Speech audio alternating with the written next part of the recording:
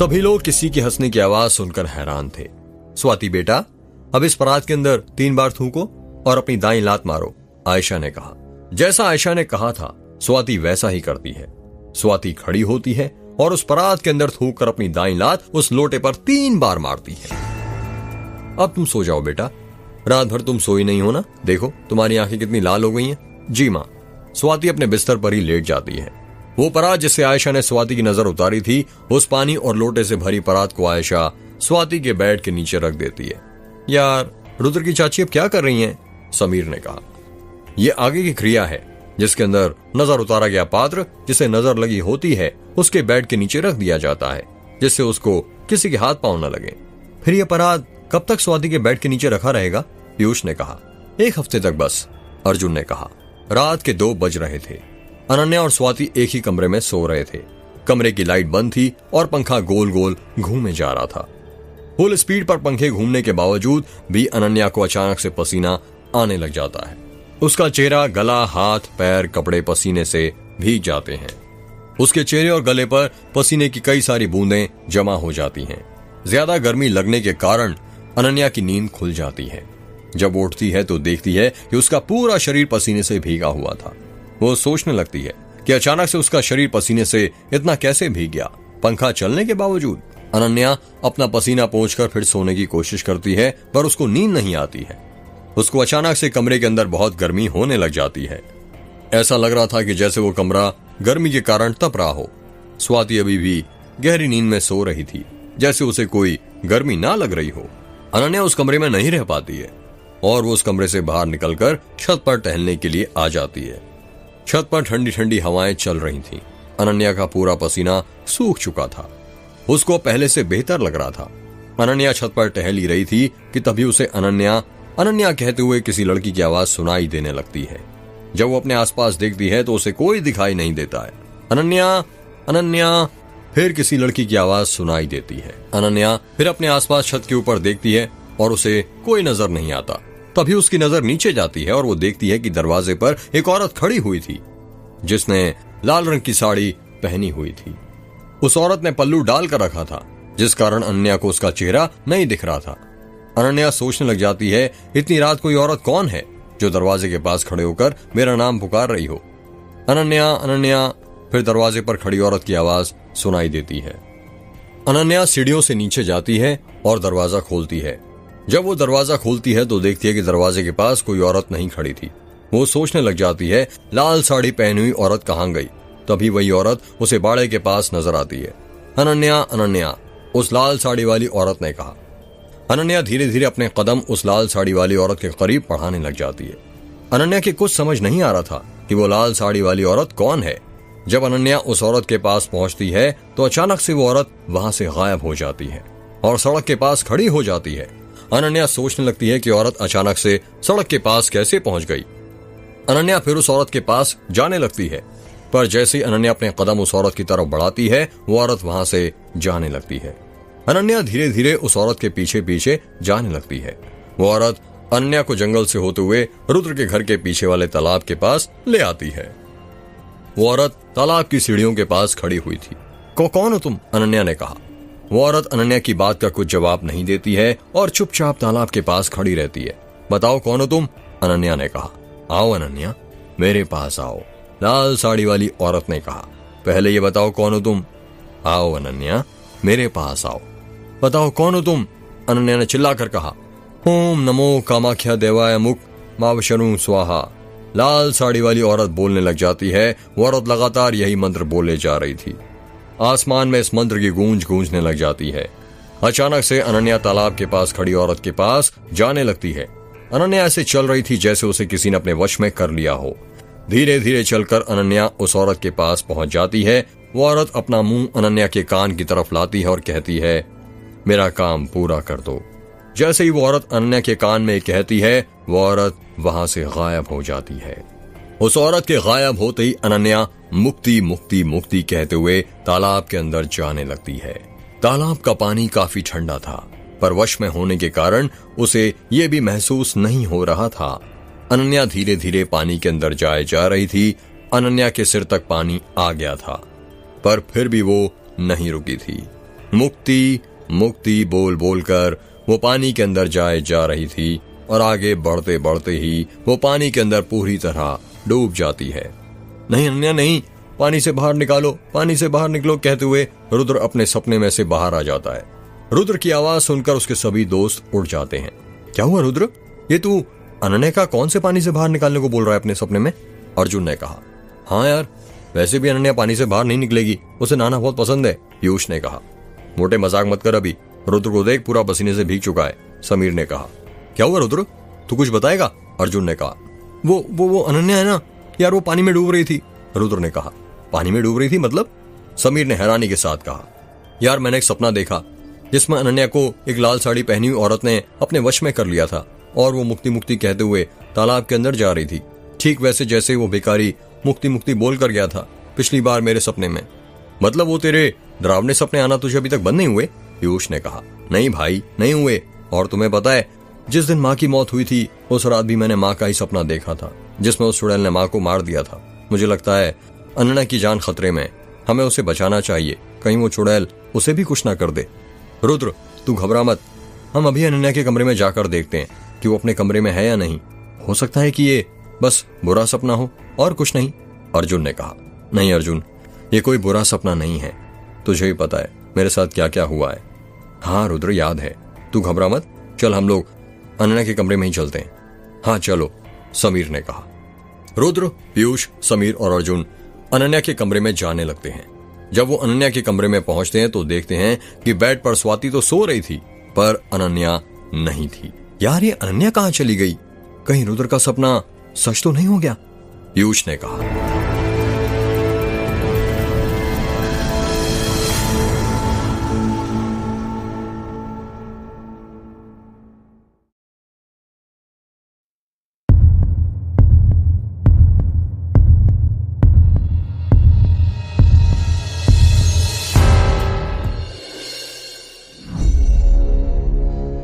यार हो सकता है अनन्या वॉशरूम गई हो, चल देखते हैं अंदर, समीर ने कहा।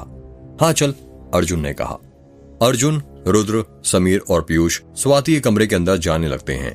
जब वो स्वाति कमरे के वॉशरूम के पास जाते हैं तो देखते हैं कि वॉशरूम का गेट खुला हुआ था और अनन्या वहां पर भी नहीं थी। यार अनन्या तो यहां पर भी नहीं है, पीयूष ने कहा। यार स्वाति को उठाकर देखें क्या, शायद उसे पता हो, समीर ने कहा। नहीं यार, स्वाति की तबीयत खराब है, उसे नींद से उठाना ठीक नहीं, और तुम ही सोचो उसे उठाकर कोई फायदा नहीं है, वो खुद गहरी नींद में सो रही है, उसे कैसे पता हो सकता है अनन्या कहां पर है? अर्जुन ने कहा। यार बात तो तेरी सही है, पर फिर अनन्या को कैसे ढूंढे? पीयूष ने कहा। यार घर में किसी को इस वक्त उठाना ठीक नहीं है, वैसे भी अभी सभी टेंशन में रहते हैं, ढूंढते हैं, शायद घर में ही हो अनन्या या नीचे किचन में पानी पीने गई हो, अर्जुन ने कहा। हाँ ये हो सकता है, समीर ने कहा। हाँ तो चलो नीचे चलकर देखते हैं, पीयूष ने कहा। पीयूष, रुद्र, अर्जुन और समीर नीचे जाने लगते हैं। वो लोग सीढ़ियां ही उतर रहे थे कि तभी वो लोग देखते हैं कि अनन्या गेट पर खड़ी हुई थी। ऐसा लग रहा था कि वो कहीं बाहर से आ रही हो। सभी लोग अनन्या को देखकर हैरान हो जाते हैं। यार तुम लोग मुझे ऐसे क्यों घूर रहे हो, जैसे कोई भूत देख लिया हो, अनन्या ने कहा। अनन्या की बात का कोई जवाब नहीं देता है, सभी उसे हैरानी के साथ घूरे जा रहे थे। यार तुम लोग कुछ बोलोगे कि नहीं, यूं भूत बनकर क्यों खड़े हो, अनन्या ने कहा। अनन्या तुम इतनी रात को कहां पर गई थी, अर्जुन ने पूछा। यार वो क्या है ना, मुझे बहुत गर्मी लग रही थी और नींद भी नहीं आ रही थी, तो बस सोचा बाहर थोड़ा सा टहल लूं। बाड़े पर ही खड़ी थी, बाहर अच्छी अच्छी ठंडी हवाएं चल रही थी। यार तुम्हें पता है ना ये गांव खतरे से खाली नहीं है, रात को मौत घूमती है यहाँ पर बाहर, फिर भी तुम बाहर घूमने चली गई, वो भी अकेले, पीयूष ने कहा। तुम मरने से कौन डरता है मोटे, मुझे तो मुक्ति चाहिए, मुक्ति, अनन्या ने भारी आवाज में कहा।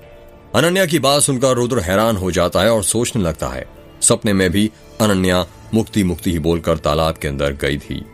यार अनन्या किसी को बताकर तो जाती, हमें फिक्र हो रही थी तुम्हारी, समीर ने कहा। किसे बताती समीर, सभी तो सो रहे थे और आधी रात में तुम लोगों की नींद थोड़ी ना खराब करती। हाँ ये भी है, पर आगे से ध्यान रखना अनन्या, अर्जुन ने कहा। हाँ बाबा रख लूंगी, अब मैं ऊपर सोने जाऊं यदि तुम लोगों की पूछताछ खत्म हो गई हो तो?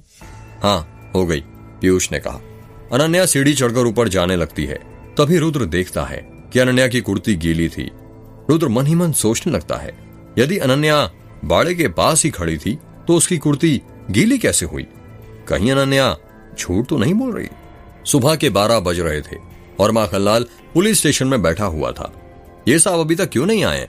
रोज तो वक्त पर आ जाते थे, ना जाने आज क्या हो गया, माखनलाल ने खुद से कहा। माखनलाल कुर्सी पर बैठे बैठे अजय का इंतजार ही कर रहा था कि तभी वहां पर अजय आ जाता है। अजय को देखते ही माखनलाल खड़ा हो जाता है और कहता है, जैन साहब। जैन साहब, आज बहुत देर हो गई आपको, क्या हुआ? कल रात को नींद नहीं आई थी क्या? अभी भी आपकी आंखों में नींद नजर आ रही है। माखनलाल की बात सुनकर अजय हैरान हो जाता है और सोचने लगता है कि इसे कैसे पता कि कल रात को मुझे नींद नहीं आई। अजय बात को काटते हुए कहता है, बस ऐसे ही माखनलाल साहब, कब से मैं आपको एक जरूरी बात बताने के लिए कॉल कर रहा हूं, पर आपका फोन ही नहीं लग रहा था। वो मेरा फोन खराब हो गया है, ठीक करवाने के लिए दिया है। क्या कहा? फोन खराब हो गया? पर कैसे साहब, कल रात तो ठीक था। अजय सोचने लग जाता है कि यदि मैंने इसे बता दिया कल रात मुझे किसी बच्चे की रोने की आवाजें सुनाई दे रही थी तो ये मुझे पागल समझेगा और फिर भूत प्रेत चुड़ैल पर आ जाएगा। इसलिए रात की बात को छुपाते हुए कहता है, वो बस हाथ से गिर गया था तो स्क्रीन खराब हो गई। वैसे तुम बताओगे कौन सी जरूरी बात के लिए तुम मुझे फोन कर रहे थे? साहब, वो आपने कहा था ना कि दास गांव के सरपंच महेंद्र सिंह पर नजर रखना। हाँ, कहा तो था, पर कुछ पता चला उसके बारे में? हाँ साहब, पता चला है कि उसका एक बेटा है कुलदीप, जो कि शहर में नौकरी करता है। सुना है वो वापस लौटकर गांव में आ गया है। तो इसमें कौन सी नई बात हो गई माखनलाल? साहब, नई बात तो यह है कि वो अकेला नहीं आया है, बल्कि अपने साथ एक लड़की को लाया है। क्या कहा? लड़की? हाँ साहब, सुनने में आया कि उसने शहर में ही उस लड़की से शादी कर ली थी और आज रात उसकी शादी का रिसेप्शन है दास गांव में। अच्छा, तो आज रात महेंद्र सिंह के बेटे कुलदीप की रिसेप्शन पार्टी है? हाँ साहब। शाम के 7 बज रहे थे। रुद्र के घर में सभी लोग एक साथ हॉल में बैठे हुए थे। बस स्वाति अभी तक अपने कमरे में आराम कर रही थी। आयशा, तुम अभी तक तैयार नहीं हुई? संतोष ने कहा। पर क्यों जी, भूल गई? आज महेंद्र सिंह के बेटे कुलदीप की रिसेप्शन पार्टी है, पर मेरा वहां जाने का मन नहीं है और आप तो देख ही रहे हैं कि स्वाति बेटी की तबीयत खराब है। पर ऐसे कैसे चलेगा आयशा? रिश्तेदारी निभानी भी तो जरूरी है ना। यदि हम वहां पर नहीं गए तो महेंद्र सिंह जी नाराज हो जाएंगे और इससे हमारे और उनके रिश्ते में खराबी आएगी। फिर क्या करें जी? मैं तो स्वाति को छोड़कर अभी कहीं नहीं जा सकती। रुद्र बेटा, तुम क्यों नहीं चले जाते रिसेप्शन पार्टी में? क्या कहा? मैं? चाची? रुद्र ने हैरानी के साथ कहा। हाँ बेटा, तुम अपने दोस्तों के साथ चले जाओ। इसी बहाने तुम्हारा मन भी ठीक हो जाएगा और तुम्हारे दोस्त घूम भी लेंगे। ऐसे कब तक घर में शोक में डूबे रहोगे? एक ना एक दिन तो इस हादसे को भूलना ही पड़ेगा ना। आई थिंक चाची जी ठीक कह रही हैं, समीर ने कहा। हाँ यार, चलो चलते हैं। अच्छा खाने के लिए भी मिलेगा, बहुत दिन हो गए हैं, कुछ अच्छा खाए, पीयूष ने कहा। पर रुद्र ने कहा, परवर कुछ नहीं, तुम सब लोग जल्दी से तैयार हो जाओ और जल्दी आ जाना, ठीक है? आयशा ने कहा। ठीक है चाची, रुद्र ने कहा। सभी लोग बैठे ही थे कि तभी अनन्या वहां से उठ जाती है और सीढ़ियां चढ़ते हुए स्वाति के कमरे में जाने लगती है। यार, ये अनन्या को क्या हो गया? सुबह से अजीब बर्ताव कर रही है, समीर ने कहा। पता नहीं यार, अर्जुन ने कहा।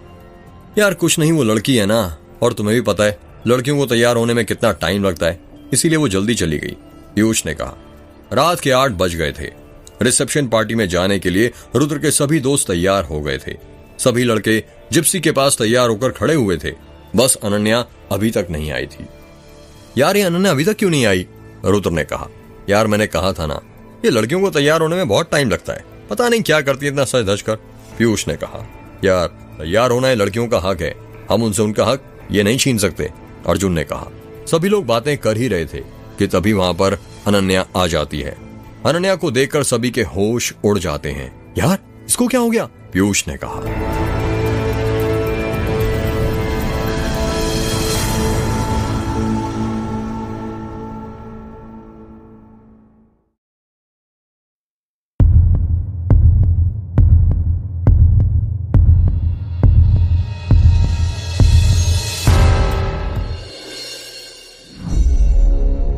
अनन्या ने ब्लैक ड्रेस पहनकर रखी थी और उसके बाल खुले हुए थे। आंखों में काला काजल, हाथों में काली चूड़ी और पैरों में काली सैंडल पहनकर रखी थी। यार, ये अनन्या को क्या हो गया आज? ये इसने अपने आप को पूरे काले रंग से क्यों कवर करके रखा हुआ है? समीर ने कहा। पता नहीं यार, मैं तो इसे पहली बार ऐसे अवतार में देख रहा हूँ। इसकी आंखों में देखो, कितना काजल लाकर रखा हुआ है, ऊपर से खुले बाल, किसी चुड़ैल से कम नहीं लग रही है ये, पीयूष ने कहा। अनन्या रुद्र, अर्जुन, समीर और पीयूष के पास जाती है और कहती है, चलें? हाँ चलते हैं ना, रुद्र ने कहा। 2 मिनट बेटा, रुद्र की चाची की आवाज आती है। रुद्र की चाची ने अपने हाथ में एक नींबू पकड़कर रखा हुआ था। क्या हुआ चाची? रुद्र ने कहा।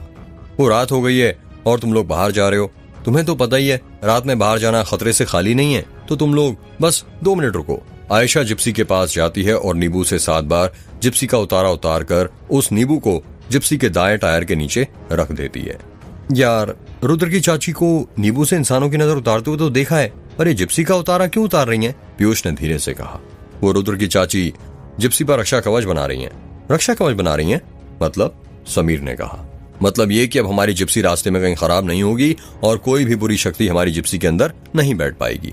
तुमने कई बार देखा होगा कि अक्सर कई कार बाइक्स का एक ही सड़क पर एक ही जगह एक्सीडेंट हो जाता है और लोग कहते हैं कि वो रास्ता अशुभ है। ये उसी कारण होता है, अर्जुन ने कहा। जब आयशा की नजर अन्या पर पड़ती है तो वो कहती है, अरे ये क्या बेटा, ये तुमने काले कपड़े क्यों पहन कर रखे हुए? तुम्हें नहीं पता क्या, शादी ब्याह और शुभ कार्यों में काले कपड़े नहीं पहने जाते हैं? वो आंटी जी, मेरी ना समझ में नहीं आ रहा था कि क्या पहनूं, तो सोचा यही ड्रेस पहन लेती हूँ, कभी नहीं पहनी। अच्छी लग रही है ना? हाँ हाँ ठीक दिख रही है, आयशा ने मुंह बनाते हुए कहा। अब चलें? रुद्र ने जिप्सी के अंदर बैठते हुए कहा। हाँ चलो। रुद्र, अर्जुन, समीर और पीयूष जिप्सी के अंदर बैठ जाते हैं, पर अनन्या अभी तक जिप्सी के अंदर नहीं बैठी थी। क्या कर रही हो यार?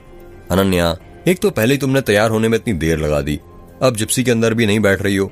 तुम्हें नहीं पता, पर मेरे पेट में बहुत तेज चूहे कूद रहे हैं। अगर जल्दी खाना मेरे पेट में नहीं गया तो पता नहीं क्या होगा, पीयूष ने कहा। अनन्या बार बार अपना कदम जिप्सी के अंदर बैठने के लिए तो बढ़ा ही रही थी, पर जिप्सी के अंदर बैठ नहीं पा रही थी।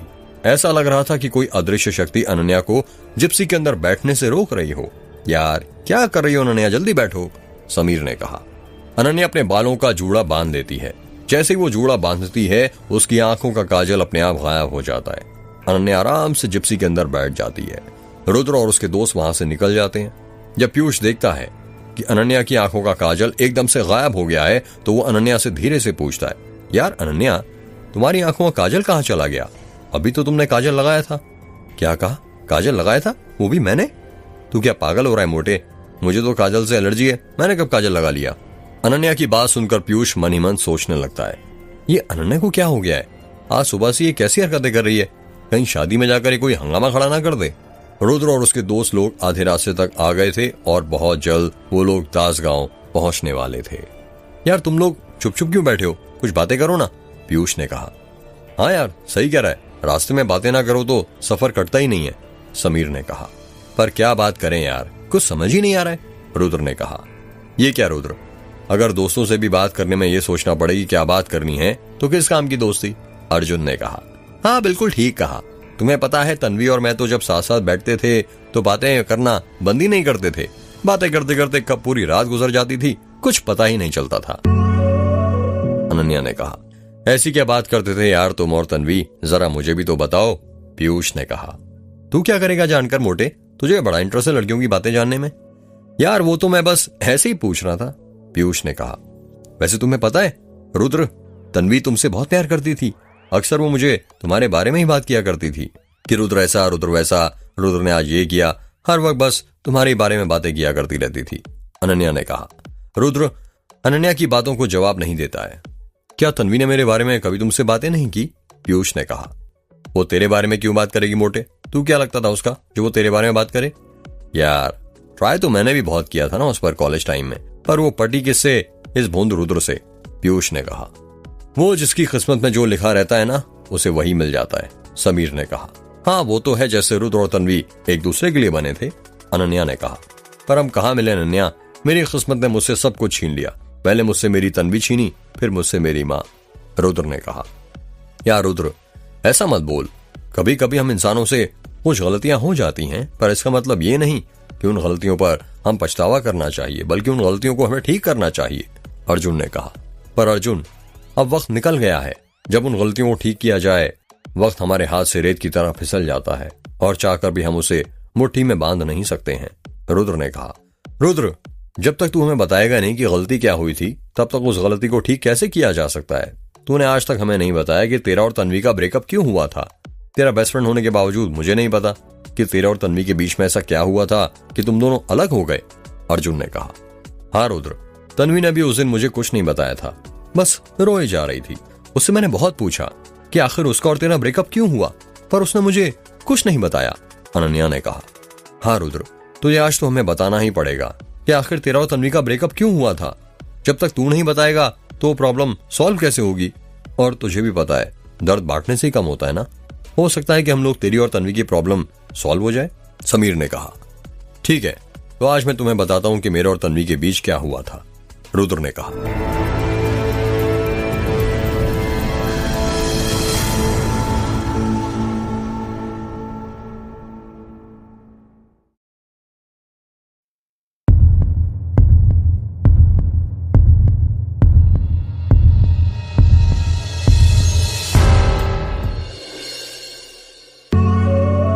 तुम्हें पता है मेरी और तन्वी की पहली मुलाकात कहां पर हुई थी?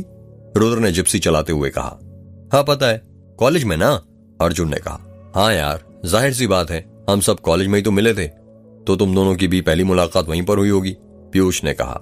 नहीं, हमारी पहली मुलाकात एमपी ऑनलाइन की दुकान में हुई थी। क्या कहा? एमपी ऑनलाइन की दुकान में हुई थी? सबने एक साथ हैरानी से कहा। हाँ, उस दिन हमारे कॉलेज की एडमिशन फीस जमा करने की आखिरी तारीख थी। मैं एक एमपी ऑनलाइन की दुकान में था, तभी वहां पर एक सफेद स्कार्फ पहने हुए तन्वी आ गई। बस वहीं पर पहली बार मैंने तन्वी को देखा था। रुद्र अपने दोस्तों की उसकी और तन्वी की पहली मुलाकात बताते हुए उस दिन को याद करने लग जाता है। रुद्र एमपी ऑनलाइन की दुकान पर था और अपने कॉलेज की फीस भरवा रहा था। तभी वहां पर एक सफेद स्कार्फ बांधे एक लड़की आ जाती है। उस लड़की ने अपने चेहरे पर तो स्कार्फ बांध ही रखा था, साथ ही साथ अपने गले पर भी स्कार्फ बांध कर रखा था। भैया मेरे कॉलेज की एडमिशन फीस भर दिए जल्दी, आज आखिरी तारीख है एडमिशन फीस जमा करने की, उस लड़की ने जल्दी जल्दी कहा। कौन सा कॉलेज है आपका? एमपी ऑनलाइन वाले ने कहा। जी UITR GPV, उस लड़की ने कहा। जब रुद्र उस लड़की के मुंह से सुनता है तो उसका UIT GRPV कॉलेज, तो वो सोचने लगता है कि यही तो वो कॉलेज है जहां पर मैंने अपना एडमिशन करवाया है। उस लड़की को बहुत गर्मी लग रही थी तो अपने हाथ से बार बार अपने आप को हवा दे रही थी। भैया आपकी शॉप पर पंखा नहीं है क्या? उस लड़की ने कहा। पंखा तो है पर खराब है, शॉप वाले ने कहा। वो लड़की अपना स्कार्फ खोल लेती है। वो लड़की कोई और नहीं बल्कि तन्वी ही थी। जैसे ही तन्वी अपना स्कार्फ खोलती है, रुद्र तन्वी को घूरने लग जाता है। वो बस उसी को देखे जा रहा था। उसे तन्वी की जगह कोई और दिखाई नहीं दे रहा था। ऐसा लग रहा था कि वो द्रोणाचार्य का शिष्य अर्जुन हो और तन्वी मछली जिस पर उसे निशाना साधना है। जी आपके 33,000 रुपए लगेंगे, एमपी ऑनलाइन वाले ने कहा। पर फीस तो 32,500 की है ना, तन्वी ने कहा। 500 रुपए हमारा चार्ज है, वो क्या है ना, बैंक ट्रांसफर का हमारा भी चार्ज कटता है ना। जी ठीक है, कर दीजिए। आपके यहाँ पर कार्ड से पेमेंट हो जाएगी ना, तन्वी ने कहा। जी नहीं, कार्ड से तो नहीं हो पाएगी, आप एक काम कीजिए, सामने ATM है, आप वहीं से ले आइए, शॉप वाले ने कहा। जी मैं ले आती हूँ। तन्वी वहां से चली जाती है। रुद्र मन ही मन सोच रहा था, यार लड़की तो अच्छी है पर पता नहीं कौन सी ब्रांच की है, मैकेनिकल की तो हो नहीं सकती, देखकर लगता है कि CS ब्रांच की होगी। रुद्र यही सोच रहा था कि तभी वहां पर तन्वी आ जाती है। वो भैया ATM का तो सर्वर डाउन है, मैं पैसे नहीं निकाल पाई। ऐसा नहीं हो सकता कि मैं अपना ATM आपके पास जमा कर दूं, आप मेरी फीस भर दीजिए, मैं कल आकर ले लूंगी ATM। वो क्या है ना, आज मेरी फीस जमा करने की लास्ट डेट है, तन्वी ने कहा। जी नहीं, हम ऐसा नहीं कर सकते, शॉप वाले ने कहा। प्लीज भैया समझने की कोशिश कीजिए, तन्वी ने रिक्वेस्ट करते हुए कहा। आप समझिए मैम, बिजनेस के कुछ उसूल होते हैं, यदि ऐसी हम सबकी मदद करने लगे तो हमारी दुकान तो डूब जाएगी ना। प्लीज भैया, सॉरी, हम कुछ नहीं कर सकते। रुद्र वहीं पर खड़े होकर सब कुछ सुन रहा था। भैया आप इनकी फीस भर दीजिए, मैं इनके पैसे दे दूंगा, रुद्र ने कहा। एक अनजान लड़के को अपनी फीस भरते हुए देख तन्वी कहती है, सॉरी पर आप कौन? मैं आपको नहीं जानती, आप क्यों मेरी फीस भर रहे हैं? अरे इसमें जानने वाली क्या बात है, मैंने भी UIT कॉलेज में एडमिशन लिया है, आपका हमारा एक ही कॉलेज है। हम बहुत देर से आपको यहाँ पर देख रहे थे, आप बहुत परेशान दिख रही थी और हमारी माँ कहती हैं जब भी कोई परेशानी में दिखे तो उसकी मदद कर दो, उसकी दुआएं बहुत काम आती हैं। पर मैं तो आपका नाम भी नहीं जानती हूँ। अरे इसमें जानने वाली क्या बात है, शेक्सपियर कहकर गए, नाम में क्या रखा है, पर फिर भी आपको जानना हो तो हमारा नाम रुद्र है। और आपका? तन्वी। कहाँ की रहने वाली हैं आप? वैसे ये सब बातें हम बाद में करें, अभी फीस भर दें, आज लास्ट डेट है। अरे हाँ क्यों नहीं। रुद्र पैसे देकर तन्वी की एडमिशन फीस जमा करवा देता है। तो कहाँ पढ़ते हम? हाँ याद आया, कहाँ से हैं आप? रुद्र ने तन्वी से कहा। आपने क्या नाम बताया था आपका? तन्वी ने कहा। जी रुद्र। तो मिस्टर रुद्र, आपका मोबाइल नंबर क्या है? रुद्र मनी मन खुश हो जाता है और उसे लगता है कि उसने तन्वी को पहली बार में इंप्रेस कर दिया। जी लिखिए, 887137। रुद्र तन्वी को अपना मोबाइल नंबर बताता है कि तभी रुद्र का मोबाइल बजने लग जाता है, ट्रिंग ट्रिंग। रुद्र देखता है कि उसे अनजान नंबर से कॉल आया था। वो फोन उठाने लग जाता है। तभी तन्वी उसे रोकते हुए कहती है, अरे अरे उठाइए मत, मेरा ही नंबर है।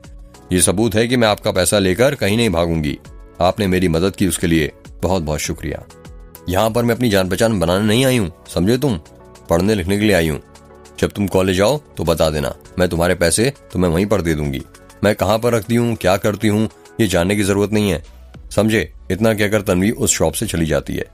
तन्वी के जाने के बाद रुद्र को गिल्टी फील होने लगता है और सोचने लगता है कि शायद मैंने उसके साथ अच्छे से व्यवहार नहीं किया। रुद्र अपने ख्यालों की यादों में से बाहर आ जाता है। तो इसका मतलब तूने बिना तन्वी से जान पहचान के उसे 30,000 रुपए दे दिए, समीर ने कहा। हाँ यार, क्या करता, अगर वो फ्रॉड होती तो। यार कैसी बात करता है, कैसे फ्रॉड होती, कॉलेज की फीस मेरे सामने भरी थी, और वैसे भी इंसान की सूरत से ही पता चल जाता है कि वो किस प्रकार का इंसान है।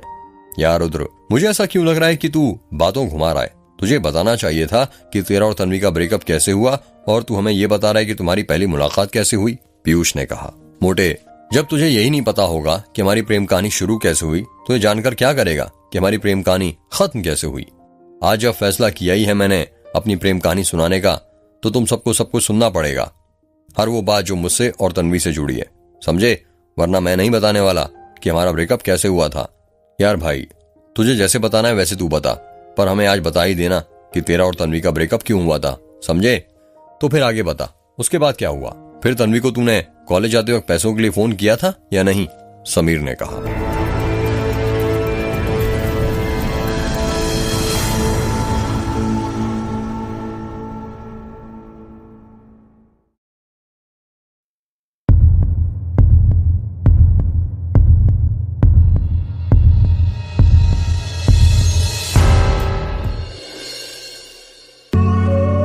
नहीं यार, मैंने तन्वी को फिर कॉल नहीं किया, रुद्र ने कहा। पर क्यों, समीर ने कहा। यार बस मन नहीं किया, तू तो जानती है मुझे, सूरत से भले ही मैं बिगड़ा हुआ दिखता हूं, पर हूं तो शरीफ ही ना मैं। हाँ वो तो है, अनन्या ने कहा।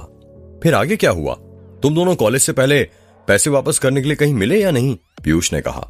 नहीं यार, नहीं मिले, फिर हम सीधे कॉलेज में ही मिले। जब अपना कॉलेज में पहला दिन था ना, उसी दिन उसने मुझे कॉलेज की कैंटीन में बुलाया था, और वहां पर आते ही उसने मुझे पैसे दे दिए थे और मुझे ब्लॉक कर दिया था। क्या कहा, ब्लॉक कर दिया था, सभी ने एक साथ हैरानी से कहा। हाँ यार, कुछ दिनों तक व्हाट्सएप पर उसकी डीपी दिखी थी, पर फिर दिखी नहीं। उसकी डीपी को ही मैंने अपने मोबाइल का वॉलपेपर बना लिया था, और वो वॉलपेपर कब मेरे दिल की डीपी बन गया मुझे पता ही नहीं चला। वो तो अच्छा हुआ तन्वी ने उस दिन सिर्फ मुझको ब्लॉक किया था, मेरा मोबाइल लेकर अपना नंबर डिलीट कर दिया होता तो पता नहीं मेरा क्या होता। तुम्हें पता है, जिस वक्त तन्वी ने मुझे मेरे पैसे वापस किए थे, तब तक मुझे नहीं पता था कि तन्वी की कौन सी ब्रांच है। वो तो जब मैंने क्लास में एंट्री ली तो देखा तन्वी फर्स्ट बेंच पर ही अनन्या के बगल में बैठी हुई थी। हाँ सही कहा यार, मुझे भी याद है, तन्वी ही मेरे कॉलेज में मेरी पहली दोस्त बनी थी, अनन्या ने कहा। और मेरा कॉलेज में पहला दोस्त ये मोटा पीयूष बना था। मैं इसके साथ क्लास की लास्ट बेंच पर बैठा हुआ था, आखिर हम दोनों बैक बेंचर्स जो थे, समीर ने कहा। और मेरा रुद्र पहले दिन यही मेरे साथ बैठा था, अर्जुन ने कहा। यार ये सब तो ठीक है, ये बता तूने तन्वी को प्रपोज कब किया, समीर ने कहा। इसमें बताने वाली क्या बात है, पूरा कॉलेज जानता है। रुद्र ने तन्वी को अपनी फ्रेशर पार्टी में प्रपोज किया था, सबके सामने। उस वक्त तूने तन्वी के लिए कोई सी कविता भी बोली थी ना, क्या थी वो, अनन्या ने कहा। वो कुछ ऐसी थी शायद, तुम्हारे आंसुओं को अपनी आंखों में भरना चाहता हूं मैं। इसके आगे क्या था, अर्जुन ने आगे का याद करते हुए कहा। तुम्हारे आंसुओं को अपनी आंखों में भरना चाहता हूं मैं, तुम्हारे चेहरे का नजर का टीका बनना चाहता हूं मैं, तुम्हारी जिंदगी का किरदार बनना चाहता हूं मैं। बोलो क्या तुम मेरी जिंदगी का किरदार बनोगी। पर याद है उस दिन तन्वी ने मुझे कुछ जवाब नहीं दिया था, वो वहां से चली गई थी, रुद्र ने कहा। हाँ फिर कब दिया था उसने जवाब, क्योंकि मैंने भी उसे प्रपोज किया था, पर उसने उसी वक्त जवाब दे दिया था, मेरा गुलाब कचरे के डिब्बे में डालकर, पीयूष ने कहा। पीयूष की बात सुनकर अनन्या जोर जोर से हंसने लगती है। क्या हुआ, तुम हंस क्यों रही हो, पीयूष ने मासूम चेहरा बनाते हुए कहा। हंसू नहीं तो क्या करूं, मुझे आज तक याद है जब तूने तन्वी को प्रपोज किया था तो उसने रूम पर आकर तुझे बहुत गालियां दी थी, अनन्या ने कहा। क्या सच में, पीयूष ने कहा। हाँ यार, कह रही थी उस मोटे की हिम्मत कैसे हुई मुझे प्रपोज करने की, सूरत देखी आईने में उसने अपनी, बड़ा आया मुझे गुलाब का फूल देने वाला, खुद गोभी के फूल की तरह हो रहा है, अनन्या ने कहा। अनन्या की बात सुनकर पीयूष को छोड़कर बाकी सभी लोग हंसने लग जाते हैं। यार छोड़ ना अनन्या, तू ये पुरानी बातों पर मिट्टी डाल, समझी? रुद्र तू तो ये बता, फिर तन्वी ने तुझे हाँ कब बोला था? पीयूष ने कहा, यार वो बात कुछ ऐसी है कि तन्वी ने मुझे कभी हाँ बोला ही नहीं। रुद्र ने कहा, हाँ नहीं बोला मतलब? उसने कभी तेरे इजहार का जवाब नहीं दिया? समीर ने कहा, हाँ मेरे साथ यही हुआ। उस दिन फ्रेशर पार्टी में प्रपोज करने के बाद मुझे तन्वी के सामने जाने में बहुत शर्म आने लगी, पता नहीं क्यों, पर उसके सामने जाने में बहुत झिझक होती थी। तन्वी साइड से आती थी तो मैं अपना रास्ता बदल लिया करता था, कैंटीन में आती थी तो अपना समोसा लेकर वहां से चला जाया करता था, और उससे नजरें भी नहीं मिला पा रहा था। मैं अपने उस दिन की हरकत के कारण शायद तन्वी ने भी ये चीज नोटिस कर ली थी। फिर एक दिन मैं अपने कॉलेज की लाइब्रेरी में बैठकर पढ़ रहा था, तभी वहां पर तन्वी आ गई और मुझसे कहने लगी, क्या मैं यहां पर बैठ सकती हूं? अचानक से तन्वी को देखकर मैं तो भौचक्का रह गया और सोचने लगा कि आज सूरज कहां से निकल आया। अपनी प्रेम कहानी सुनाते सुनाते ही रुद्र उस दिन को याद करने लग जाता है। हाँ तन्वी तुम बैठ सकती हो, रुद्र ने कहा। तन्वी रुद्र के पास ही बैठ जाती है और अपनी किताब खोलकर उसके पन्ने पलटने लग जाती है। रुद्र और तन्वी दोनों के ही बीच में खामोशी बनी हुई थी। दोनों की ही नजरें किताब में से बाहर निकलकर कई बार एक दूसरे से टकराती थीं, पर लब दोनों के खामोश थे। इस खामोशी को तोड़ते हुए किताब के पन्ने पलटते हुए तन्वी कहती है, वैसे क्या पढ़ रहे हो तुम? तन्वी की अचानक आवाज सुनकर रुद्र असमंजस में हो जाता है और कहता है, कुछ नहीं, बस थ्योरी ऑफ मशीन। अच्छा, क्या तुम मुझे वेलोसिटी डायग्राम बनाना सिखा दोगे? मैंने बहुत कोशिश की समझने की, पर समझ ही नहीं आता। हाँ क्यों नहीं, अभी बता देता हूँ। रुद्र के हाथ में ही कॉपी पेन था। वो वेलोसिटी डायग्राम वाली यूनिट किताब में खोलता है और कॉपी के अंदर डायग्राम बना बनाकर तन्वी को समझाने लगता है। पढ़ाई करते करते 2 घंटे कब गुजर जाते हैं दोनों को पता ही नहीं चलता है। Thank you very much Rudra, मेरी मदद करने के लिए। अगर तुम नहीं होते तो पता नहीं कौन मुझे समझाता। मेरे तो समझ ही नहीं आ रहा था, मिड सेम में यदि वेलोसिटी डायग्राम बनाना आ गया तो मैं क्या करूंगी? तुम मुझे थैंक यू मत बोलो तन्वी, बस मुझे माफ कर दो। माफ कर दो? पर किस बात के लिए? तुमने किया क्या है? तन्वी ने हैरानी के साथ कहा, वो उस दिन मैंने फ्रेशर पार्टी में तुम्हें सबके सामने प्रपोज किया था ना, उसके लिए। अरे तुम भी ना रुद्र, तुम अभी तक उस बात को दिल से लाकर बैठे हो। मैं तो उस बात को कब से भूल गई। मुझे पता है सीनियर ने फोर्स किया था, इसलिए तुमने वैसा किया था। तुम्हारे दिल में मेरे लिए वैसी कोई फीलिंग्स नहीं है ना, है ना? रुद्र मन ही मन सोचने लगता है कि अब इसे कैसे बताऊं। उस दिन सीनियर्स के फोर्स करने पर मैंने तुम्हें प्रपोज नहीं किया था, बल्कि अपने दिल की बात बताई थी, वही दिल की बात जो मैं तुमसे कहना चाहता था। रुद्र कहाँ खो गए बताओ? उस दिन तुमने सीनियर्स के फोर्स करने पर ही मुझे प्रपोज किया था ना? रुद्र मन ही मन सोचता है, यदि मैंने अभी इससे सच बोल दिया तो शायद ये मुझसे दोस्ती भी तोड़ दे, इसलिए वो उससे झूठ बोल देता है। हाँ तन्वी, सीनियर के फोर्स करने पर ही मैंने तुम्हें प्रपोज किया था। मैं भला तुम्हें प्रपोज क्यों करूं? आखिर तुम इतनी अच्छी भी नहीं दिखती।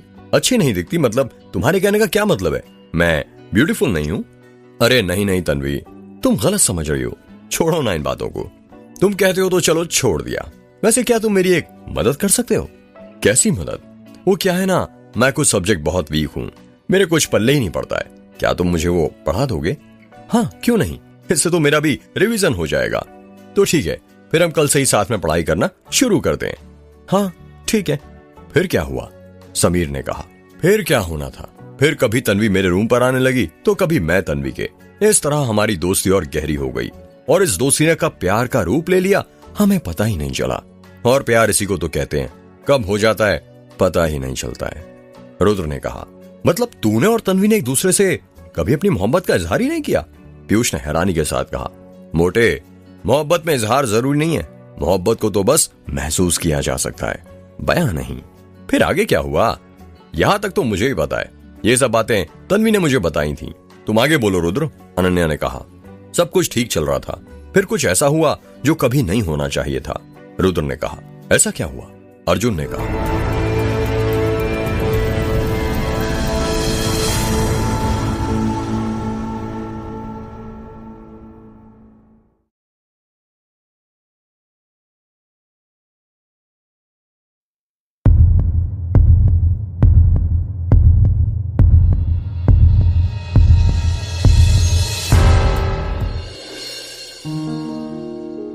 बता ना रुद्र, उस वक्त ऐसा क्या हुआ था कि तुम्हारा ब्रेकअप हो गया? समीर ने कहा। उस वक्त हम सबका 6th सेमेस्टर खत्म हो गया था और मैं अपने घर जा रहा था। तन्वी रूम से ही मुझसे कही जा रही थी, नहीं रुद्र तुम मत जाओ प्लीज, रुद्र तुम मत जाओ। मेरे रूम से लेकर स्टेशन तक तन्वी यही रट लगाती रही कि तुम मत जाओ रुद्र। रुद्र ने कहा, तो यार नहीं जाता जब तन्वी इतना बोल ही रही थी तो। पीयूष ने कहा, यार जाना जरूरी था क्योंकि पूरा 1 साल हो गया था मुझे अपने घर गए हुए। रुद्र ने कहा, मुझे भी याद है जिस दिन रुद्र अपने गांव के लिए निकला था उस दिन तन्वी रूम पर आकर बहुत रोई थी। कह रही थी मैंने बहुत रोका रुद्र को कि सेमेस्टर घर ना जाए, पर वो माना ही नहीं। मैंने तन्वी को समझाना चाहा, यार 1 ही महीने की तो बात है, फिर तो वो वापस आ ही जाएगा। पर पता नहीं उसके मन में क्या चल रहा था, रात भर वो रोती रही, उसने खाना भी नहीं खाया था। अनन्या ने कहा, उस रात तो खाना मैंने भी नहीं खाया था। तन्वी ने मेरे लिए मेरे टिफिन में आलू के पराठे बांधे थे, पर मन ही नहीं हुआ खाने का। जब टिफिन बांधने वाले का ही मन दुखी हो तो मेरे गले से एक भी निवाला कैसे उतर सकता था। रुद्र ने कहा, यार तुम्हारे 7 सेमेस्टर में ही ब्रेकअप हुआ था ना। अर्जुन ने कहा, हाँ यार, और शुरुआत यहीं से हुई थी।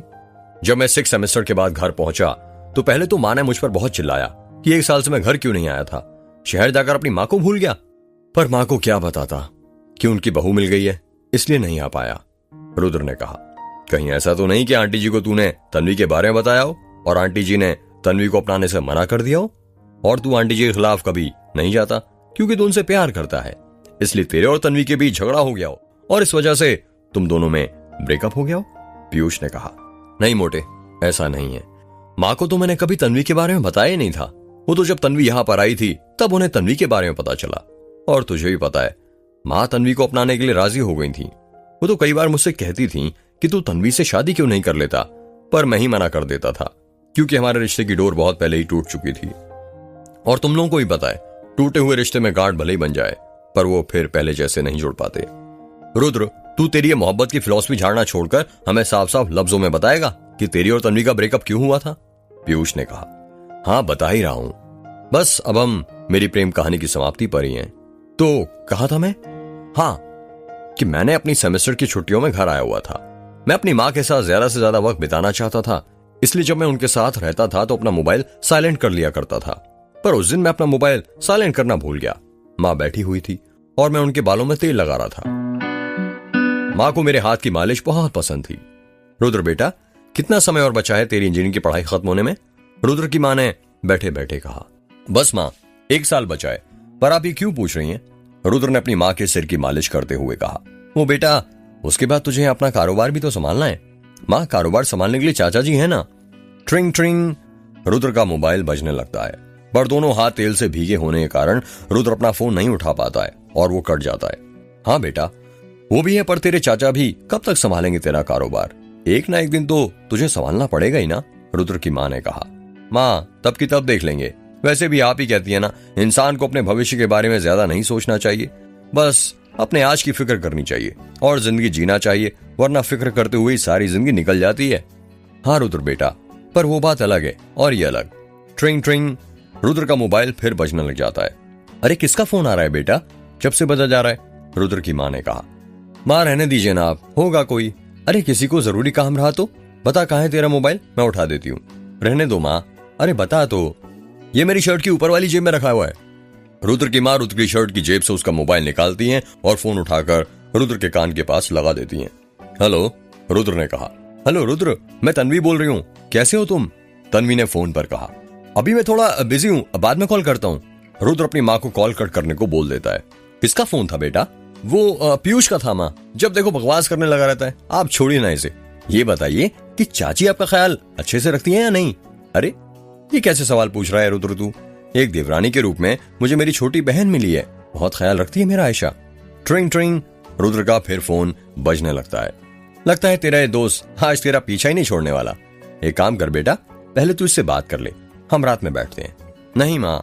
अरे रुद्र बेटा, शायद तेरे दोस्त को कुछ जरूरी बातें करनी हो तो उससे तू पहले उससे बात कर ले, हम करते हैं ना रात में बात। ठीक है माँ। रुद्र अपनी माँ के कमरे से बाहर जाता है और फोन उठाते हुए गुस्से से कहता है, तन्वी ये क्या बदतमीजी है, तुमसे 2 मिनट इंतजार नहीं होता क्या? मैंने कहा था ना कि मैं फ्री होकर कॉल करता हूँ। रुद्र, इसमें बदतमीजी वाली क्या बात है? मुझे तुम्हारी याद आ रही थी इसलिए तुम्हें फोन लगा दिया। तुम तो कभी खुद से फोन करते ही नहीं, तुम्हें तो वहां पर मेरी याद ही नहीं आती। तन्वी वो बात नहीं है, मैं माँ के साथ था। रुद्र, तो मैं क्या करूं? क्या मैं तुमसे बात भी नहीं कर सकती? रुद्र, 15 दिन हो गए हैं, तुम्हें घर पर गए हुए, पर अभी तक तुम्हारी माँ के साथ बातें खत्म नहीं हुई हैं, और मेरे साथ बातें करने का तो तुम्हारा मन भी नहीं करता ना। तन्वी, ऐसी बात नहीं है। ऐसी बात नहीं है तो फिर कैसी बात है रुद्र? देखो रुद्र, बहुत हो गया, अब तुम वापस आ जाओ, मैं यहाँ पर बहुत अकेली हूं। तन्वी, ये तुम क्या बात कर रही हो? अभी बस 15 दिन ही तो हुए हैं मुझे यहाँ पर आए हुए। अगर ऐसे ही वापस आ गया तो माँ को अच्छा नहीं लगेगा। मैं उन्हें बोल कर आया हूं कि 1 महीना तो मैं रुकूंगा ही यहाँ। मैंने उनसे वादा किया है और मैं वो वादा नहीं तोड़ सकता। और हमारे वादे का क्या रुद्र, जो तुमने जिंदगी भर साथ निभाने का किया था? मैं यहाँ बहुत अकेली पड़ गई हूँ, मुझे बहुत अजीब लगता है यहाँ। तन्वी, तुम बात को समझने की कोशिश करो। समझ रही हूँ रुद्र, सब समझ रही हूँ। तुम्हारे लिए तुम्हारी माँ ही सबसे ज्यादा इंपॉर्टेंट है, मैं नहीं। तन्वी ने रोते हुए कहा। तन्वी, ये तुम कैसी बातें कर रही हो? हाँ रुद्र, मैं सही बोल रही हूँ। तुम्हें तुम्हारी माँ से ज्यादा प्यार है ना कि मुझसे। तन्वी, अब मैं तुम्हें कैसे समझाऊं? तुम कुछ मत समझाओ रुद्र, मैं सब समझ गई हूं। मैं तो हमेशा से ही तुम्हारे लिए पराई थी। तुम्हारी फर्स्ट इंपॉर्टेंस तो तुम्हारे लिए तुम्हारी माँ है। तन्वी की बात सुनकर रुद्र को गुस्सा आ जाता है और वो कहता है, तुम्हें जो समझना है समझो। ओके, ठीक है तन्वी, यदि तुम्हें लगता है कि मेरे लिए मेरी माँ सबसे ज्यादा इंपॉर्टेंट है तो हाँ है, समझी तुम? हाँ, समझ गई रुद्र, बस यही तो सुनना था मुझे, तन्वी ने सिसकियां लेते हुए कहा। तन्वी रोते हुए कहती है, I hate you Rudra, I hate you, I hate you too Tanvi, Rudra ने गुस्से में कहा। रोते रोते ही तन्वी अपना फोन कट कर देती है और गुस्से में रुद्र अपना मोबाइल फेंक देता है। रुद्र का मोबाइल जमीन से टकराकर बुरी तरह से टूट जाता है।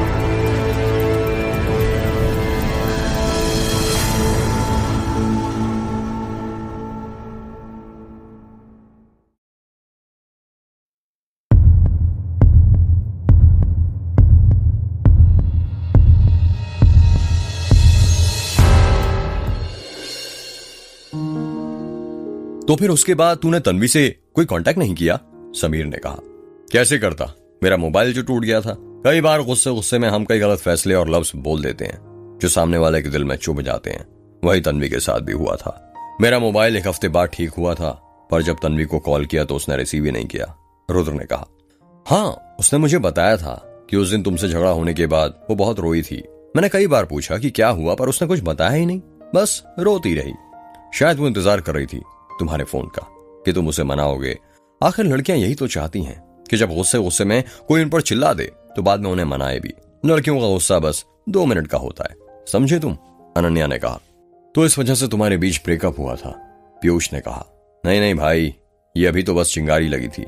इस चिंगारी ने आग तब पकड़ी जब मैं 7th सेमेस्टर में वापस भोपाल आया था। क्या तेरे भोपाल आने के बाद क्या हुआ फिर? अर्जुन ने कहा।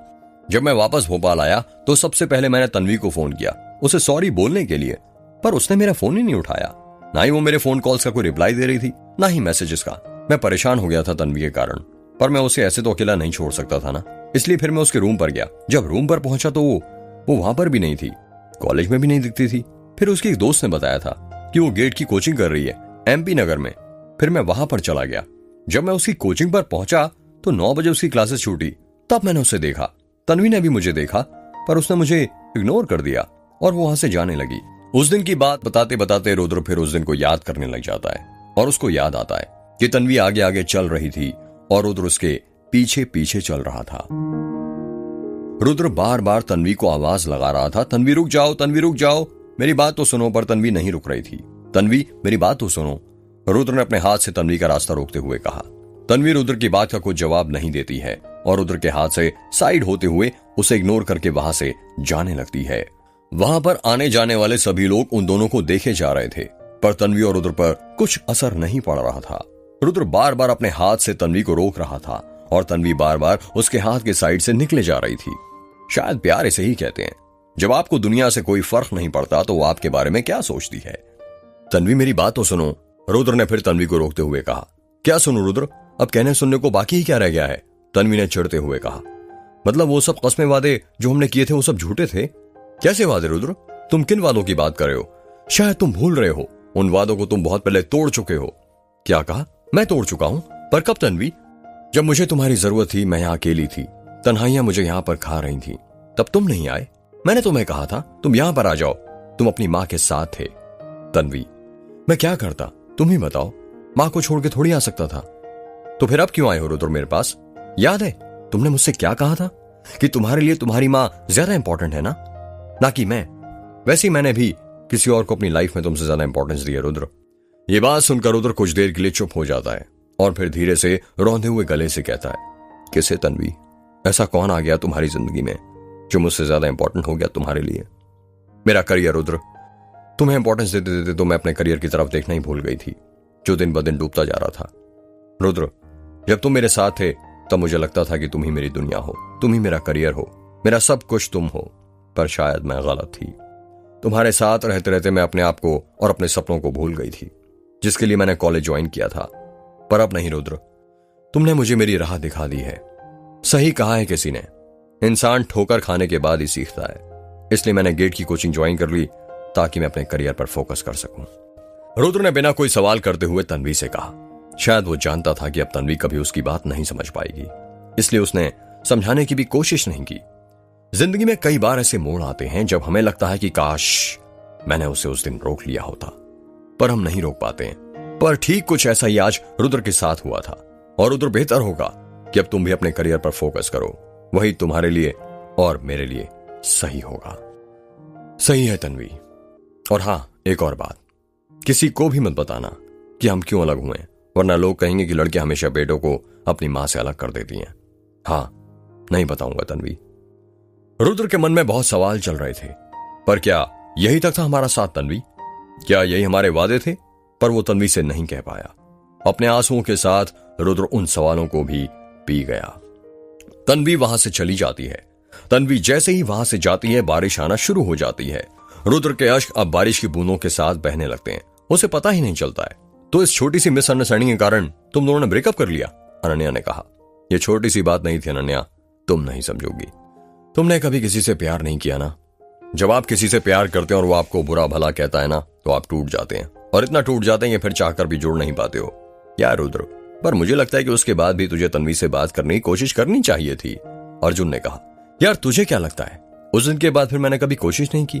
यार इतना कच्चा धागा नहीं था हमारे प्रेम का। मैंने कई बार कोशिश की तन्वी को समझाने की, पर वो नहीं मानी।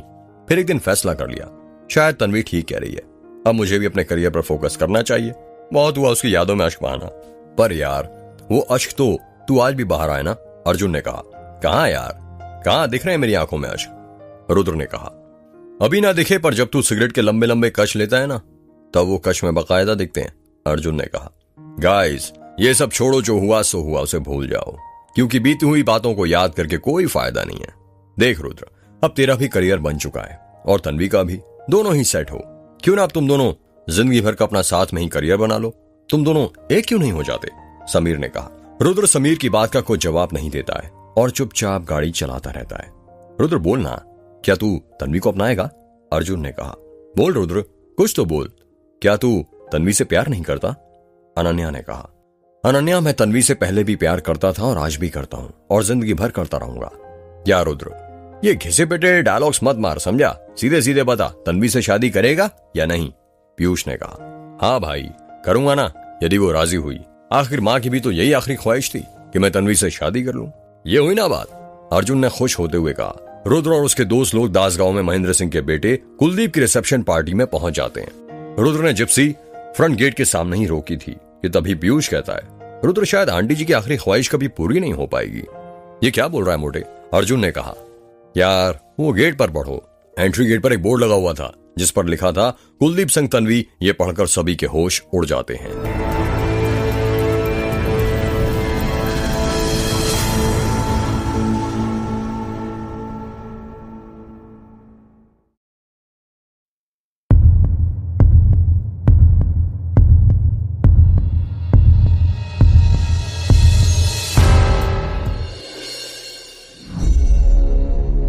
यार तुम लोग ये बोर्ड पढ़कर इतना क्यों शॉक्ड हो रहे हो? ये भी तो हो सकता है कि ये कोई और तन्वी हो। दुनिया में बस एक ही तन्वी नाम की लड़की थोड़ी है, बहुत सारी हैं, समझे? समीर ने कहा। हाँ यार, मुझे भी यही लगता है। आखिर तन्वी रुद्र से बहुत प्यार करती थी, वो किसी और से थोड़ी शादी कर सकती है।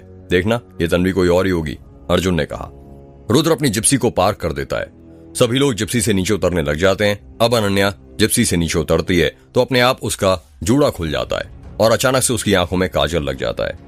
जब पीयूष अनन्या की आंखों में काजल लगा देखता है तो कहता है, यार अनन्या, ये काजल कब लगा लिया तुमने?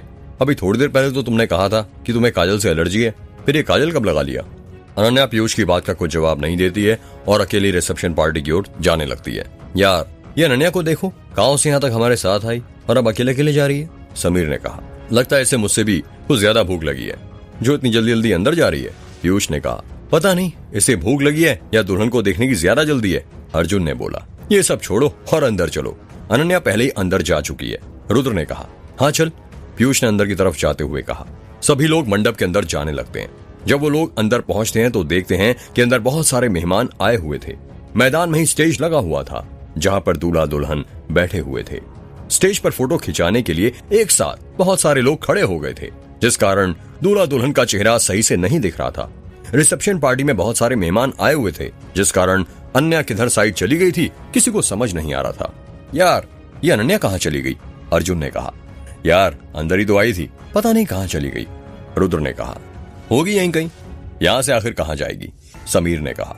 यार तुम लोगों को अनन्या को ढूंढना है तो ढूंढो, पर मुझे तो ना बहुत भूख लगी है, मैं जा रहा हूँ खाना खाने। पीयूष ने कहा। हाँ ठीक है, तू जा, हम लोग अनन्या को लेकर आते हैं। रुद्र ने कहा। पीयूष खाने की थाली लेने चला जाता है और रुद्र, समीर और अर्जुन अनन्या को ढूंढने लग जाते हैं। पीयूष को छोड़कर बाकी सब अनन्या को रिसेप्शन पार्टी में ढूंढ रहे थे, पर वो कहीं नहीं मिल रही थी। रुद्र, अर्जुन और समीर अनन्या को ढूंढ ही रहे थे कि तभी वहां पर पीयूष खाने की थाली लेकर आ जाता है। थाली के अंदर दाल, चावल, पनीर की सब्जी, पापड़, अचार, सलाद और गुलाब जामुन रखे हुए थे। पीयूष गुलाब जामुन खाते हुए कहता है। क्या हुआ, मिली या नहीं अनन्या? नहीं यार, पता नहीं कहाँ चली गई। रुद्र ने कहा। गाइस वो देखो, वो ब्लैक ड्रेस पहने हुए जो लड़की स्टेज की तरफ जा रही है वो अनन्या ही है ना? समीर ने कहा। कहाँ यार? अर्जुन ने कहा। अरे वो देख, समीर ने अपने हाथ से इशारा करते हुए कहा। हाँ यार वही है, अर्जुन ने कहा। पर ये अकेले अकेले अकेले स्टेज की तरफ क्यों बढ़ रही है? जैसे रुद्र के रिश्तेदारों को जानती हो? समीर ने कहा। पता नहीं यार, रुद्र ने कहा। यार तन्वी, पीयूष ने अपना मुंह फाड़ते हुए कहा। तन्वी, ये तू तन्वी को क्यों याद कर रहा है मोटे? समीर ने कहा। यार वो स्टेज पर देखो तन्वी है, पीयूष ने हैरानी के साथ कहा। सभी लोग स्टेज की तरफ देखने लग जाते हैं। स्टेज पर कोई और नहीं बल्कि दुल्हन का जोड़ा पहने हुए दूल्हे के साथ तन्वी बैठी हुई थी। यार तन्वी कोई बहन बहन तो नहीं है? पीयूष ने हैरानी के साथ स्टेज पर तन्वी को देखते हुए कहा। नहीं यार नहीं थी, अर्जुन ने कहा। अगर नहीं थी तो फिर ये किसी और से शादी क्यों कर रही है? मुझे तो लगता है ये कोई और तन्वी है, कोई डुप्लीकेट होगी, क्योंकि तन्वी तो रुद्र से बहुत प्यार करती है और जितना मैं जानता हूँ तन्वी को रुद्र को छोड़कर किसी और से शादी नहीं कर सकती। ये तन्वी ही है पीयूष, रुद्र ने रोंदे हुए गले से कहा। पर तू इतना श्योरिटी के साथ कैसे कह सकता है रुद्र कि ये तन्वी है? पीयूष ने कहा। तन्वी हमेशा अपने गले में स्कार्फ बांध कर रखती है, और वो देखो स्टेज पर जो तन्वी बैठी है उसने भी अपने गले में स्कार्फ बांध कर रखा हुआ है, रुद्र ने कहा। सभी लोग स्टेज की तरफ देखने लगते हैं। दूल्हे के साथ लाल जोड़े में बैठी तन्वी ने अपने गले में लाल रंग का स्कार्फ बांध कर रखा हुआ था। यार पर तन्वी किसी और से शादी क्यों कर रही है? समीर ने कहा। पता नहीं यार, अर्जुन ने कहा। चल चलकर पूछते हैं, पीयूष ने कहा। पागल हो रहा है क्या तू मोटे? शायद भूल रहा है अब वो किसी की पत्नी और किसी का घर की बहू बन चुकी है। आज उसकी कोई शादी नहीं है कि मंडप पर जाकर उसे शादी करने से रोक ले। आज उसकी रिसेप्शन पार्टी है, शादी उसकी पहले ही हो चुकी है, अर्जुन ने कहा। हाँ यार बात तो सही है, और मुझे भी नहीं लगता है कि अब वो हमें बताएगी कि उसने किसी और से शादी क्यों की, समीर ने कहा। चले, रुद्र ने धीरे से कहा। कहां पर? पीयूष ने कहा। घर पर, और कहां? रुद्र ने कहा। क्या तू सरपंच जी से नहीं मिलेगा और तन्वी से? समीर ने कहा। मन नहीं है यार, तुम लोग चलो ना, वैसे ही मेरा मूड खराब है और ये फालतू के सवाल पूछकर तुम लोग और मेरा मूड खराब कर रहे हो, रुद्र ने गुस्से में कहा। हाँ चलते हैं, पर पहले अनन्या को तो बुला ले, वो देख कैसे स्टेज के पास जा रही है फोटो खिंचाने, समीर ने कहा। हाँ हाँ जाएगी क्यों नहीं, आखिर उसकी बेस्ट फ्रेंड की जो शादी है, पीयूष ने कहा। पीयूष की बात सुनकर रुद्र गुस्से से पीयूष को घूरने लग जाता है। अरे गुस्सा क्यों करता है तू और अर्जुन यहीं पर हो, मैं और समीर आते हैं और अनन्या को बुला कर लाते हैं, पीयूष ने कहा। हाँ ठीक है, पर जल्दी जाओ और जल्दी आना, अर्जुन ने कहा। हाँ भाई बस यूं गए और यूं आए, हम थोड़ी तन्वी के साथ फोटो खिंचाने जा रहे हैं, पीयूष ने कहा। पीयूष और समीर स्टेज के पास अनन्या को लेने चले जाते हैं। रुद्र और अर्जुन वहीं पर खड़े थे, दूर से तन्वी को देखे जा रहे थे। रुद्र स्टेज पर तन्वी को देखे जा रहा था, उसकी तन्वी से नजर ही नहीं हट रही थी। रुद्र की पलकों के पीछे उसके अश्क भी दिख रहे थे, जो छुपाने की कोशिश कर रहा था वो छुपा नहीं पा रहा था। क्या देख रहा है भाई, अर्जुन ने रुद्र के कंधों पर हाथ रखते हुए कहा। कुछ नहीं भाई, बस यही देख रहा हूं कि तन्वी दुल्हन की ड्रेस में कितनी अच्छी लग रही है। सही कहा है किसी ने, इंसान की अहमियत तब पता नहीं चलती जब वो उसके पास होता है, उसकी अहमियत हमें तब पता चलती है जब हम उसे खो देते हैं। यार तू दिल छोटा मत कर, कभी कभी जिंदगी में कुछ चीजें हमारे भले के लिए होती हैं। हो सकता है तेरी जिंदगी में ऊपर वाले ने तन्वी से भी अच्छी लड़की लिखी हो। अच्छी लड़की का क्या करूंगा अर्जुन, जब भगवान ने मुझसे मेरी जिंदगी ही छीन ली हो। कभी कभी हमारे दिल में कुछ लोग ऐसी जगह बना लेते हैं कि उनकी कमी कोई पूरी नहीं कर पाता। यार क्या कर रहा है पीयूष, जल्दी चल वरना अनन्या स्टेज पर चढ़ जाएगी, समीर ने चलते हुए कहा। चली तो रहा हूं, अब तू मुझसे तेज चल रहा है तो मैं क्या करूं, पीयूष ने आगे बढ़ते हुए कहा। समीर और पीयूष अनन्या का पीछा कर ही रहे थे कि उनके अनन्या के पास पहुंचने से पहले ही अनन्या स्टेज के ऊपर चढ़ जाती है। स्टेज के ऊपर महेंद्र सिंह की पत्नी, उसका बेटा कुलदीप और तन्वी थे। अनन्या के पीछे पीछे समीर और पीयूष भी स्टेज के ऊपर चढ़ जाते हैं। जब तन्वी अनन्या को देखती है तो उसे देखकर वो बहुत खुश हो जाती है और अनन्या को गले लगाने लग जाती है। समीर और पीयूष अनन्या के पीछे ही खड़े हुए थे। जैसे ही तन्वी अनन्या को गले लगाती है अचानक से लाइट चली जाती है। अरे लाइट को क्या हो गया, कोई जनरेटर चालू करो भाई।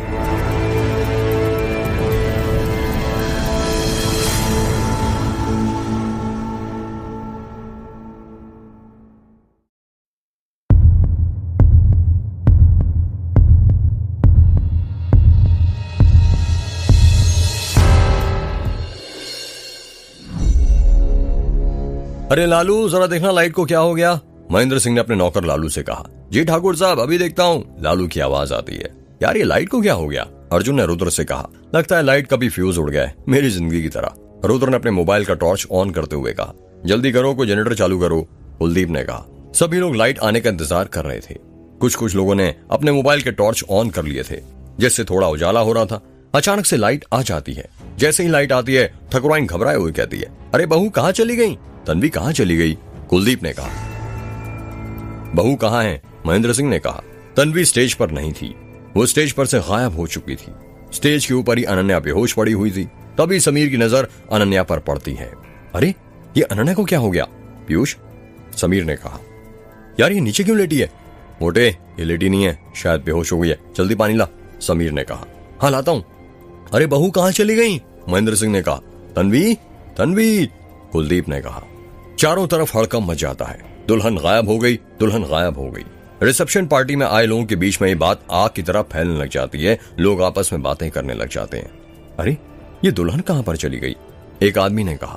ऐसे अचानक दुल्हन कहां जा सकती है, दूसरे आदमी ने कहा। स्टेज के पास धीरे धीरे करके भीड़ जमा हो जाती है। रुद्र और अर्जुन अभी भी स्टेज से दूर ही खड़े थे।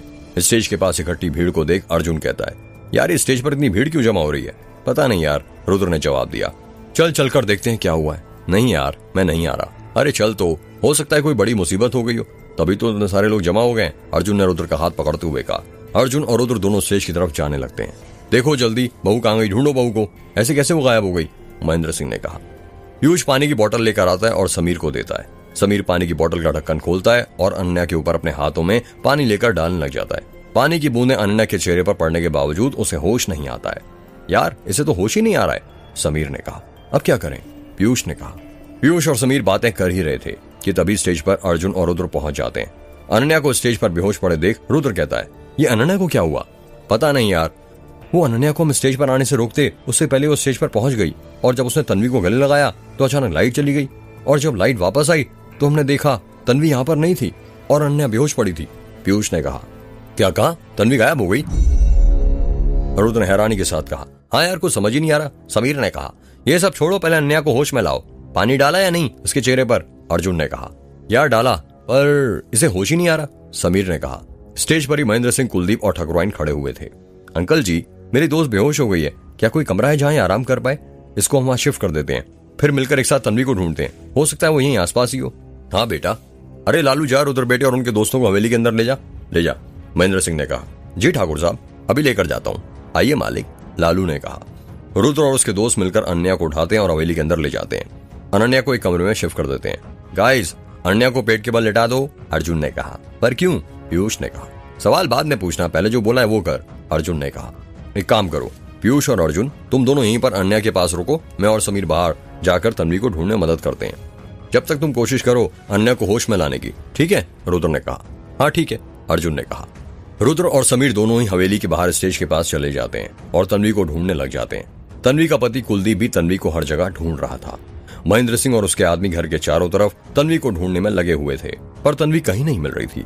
इधर अर्जुन और पीयूष दोनों मिलकर अनन्या को पेट के बल लिटा देते हैं। अर्जुन अनन्या के पैरों के पास जाता है और उसके पैरों को 12 से 13 इंच ऊपर उठा देता है। जब पीयूष अर्जुन को अनन्या के पैर उठाते हुए देखता है तो वो कहता है, यार ये तू क्या कर रहा है अनन्या के पैरों के साथ, उसके पैर हवा में क्यों उठा रहा है। मोटे मैं इसलिए ऐसा कर रहा हूँ ताकि अनन्या के दिमाग में खून की प्रवाह सही हो सके। अक्सर जब कोई बेहोश हो जाता है तो यही किया जाता है, इतना भी नहीं पता? नहीं यार, पीयूष ने कहा। जब तक मैं इसके पैर पकड़ा हुआ हूं तब तक तू ये चेक कर ले, अन्य का किसी जगह से खून तो नहीं निकल रहा। यदि निकल रहा हो तो हमें मरहम पट्टी करनी पड़ेगी, वरना प्रॉब्लम हो जाएगी। हाँ मैं देखता हूँ, पीयूष ने कहा। बाहर सभी लोग तन्वी को हर जगह ढूंढ रहे थे, पर वो कहीं पर भी नहीं मिल रही थी। महेंद्र सिंह, कुलदीप, रुद्र और समीर साथ में ही खड़े हुए थे। तभी महेंद्र सिंह के साथ ही आते हैं और कहते हैं, ठाकुर साहब, बहुरानी को घर के कोना कोना ढूंढ लिए पर वो कहीं नहीं मिली। क्या कहा? कहीं नहीं मिली? पर तन्वी कहाँ जा सकती है? कुलदीप ने हैरानी के साथ कहा। तुम फिक्र मत करो बेटा, मैंने पुलिस को फोन कर ही दिया है, बस आती ही होगी। हम भी तो देखें, हमारा ऐसा कौन दुश्मन पैदा हो गया जो हमारी आंखों के सामने से हमारी घर की बहू को अपहरण करके ले गया? महेंद्र सिंह ने कहा। पता नहीं बहू कहाँ है और किस हालत में। ठाकुराइन ने कहा। ट्रिंग ट्रिंग, रुद्र के फोन की घंटी बजती है। हेलो, हाँ अर्जुन बोल, रुद्र ने फोन उठाते हुए कहा। यार सब नुस्खे आजमा लिए जितने मुझे आते थे, पर अन्य को होश ही नहीं आ रहा है। मुझे लगता है हमें अभी अन्य को हॉस्पिटल लेकर जाना पड़ेगा, वरना प्रॉब्लम हो जाएगी। अर्जुन की फोन में से आवाज आती है। तू फिक्र मत कर, मैं और समीर अभी आ रहे हैं। इतना क्या कर रुद्र अपना फोन कट कर देता है। अंकल जी माफी चाहूंगा, रुकना तो मैं और चाहता था, पर मेरी दोस्त को अभी तक होश नहीं आया है, हम उसे लेकर हॉस्पिटल जाना पड़ेगा, रुद्र ने महेंद्र सिंह से कहा। अरे इसमें माफी की क्या बात है बेटा, तुम अपनी दोस्त को लेकर हॉस्पिटल लेकर जाओ और यहाँ की फिक्र मत करो, हम है ना, महादेव सब ठीक कर देंगे। जय महाकाल, जय महाकाल ठाकुर साहब। इतना कहकर रुद्र वहां से चला जाता है। रुद्र के पीछे पीछे समीर भी उसके साथ जाने लगता है। अर्जुन, समीर, पीयूष और रुद्र अनन्या को जिप्सी में बैठाते हैं और वहां से निकल जाते हैं। जैसे ही वो लोग वहां से निकलते हैं और वहां पर पुलिस की जिप्सी आ जाती है, जिसके अंदर अजय और माखनलाल बैठे हुए थे।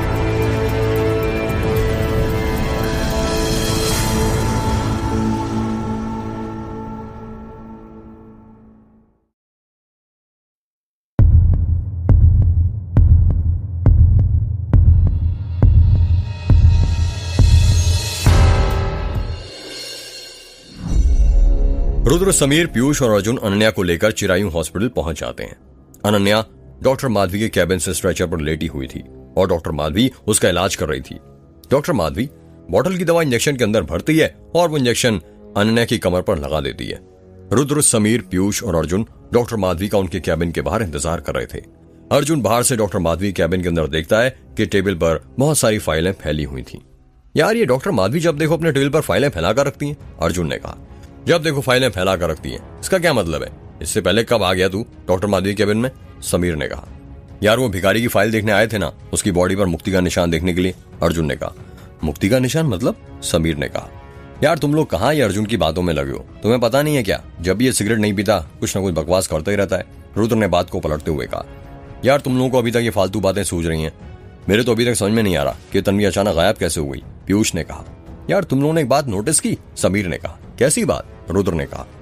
याद है पिछले साल जब हम रुद्र की शादी में आए थे उस वक्त भी ऐसी लाइट गई थी और गौरी गायब हो गई थी, इस बार तन्वी गायब हो गई। समीर अपनी बात पूरी करता उससे पहले उसकी बात की बीच में ही काटते हुए पीयूष कहता है। यार मुझे तो डर लग रहा है, पिछली बार जब गौरी गायब हुई थी तो हमें तालाब किनारे उसकी लाश मिली थी, कहीं इस बार तन्वी की लाश न मिल जाए। मोटे तुझे ही पता है ना तू क्या बोल रहा है, बोलने से पहले सोच तो लिया कर।